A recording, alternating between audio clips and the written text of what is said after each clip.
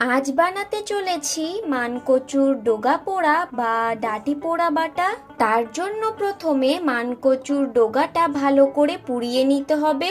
উল্টে পাল্টে ভালো করে পোড়ানো হয়ে গেলে এখন তুলে নিয়ে চোকলাটা ভালো করে ছাড়িয়ে নিচ্ছি। চোকলা ছাড়ানোর পর জল দিয়ে পরিষ্কার করে ধুয়ে ছুরির সাহায্যে টুকরো টুকরো করে কেটে নিতে হবে। কাটা হয়ে গেলে এবার গ্যাসে একটা কড়াই বসিয়ে তার মধ্যে সর্ষের তেল দিয়ে দিচ্ছি।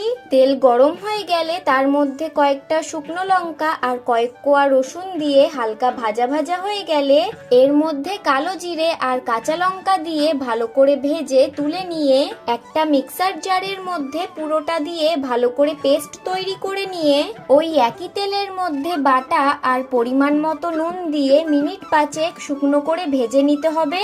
তাহলেই তৈরি হয়ে যাবে মানকচুর ডাঁটি পোড়া বাটা।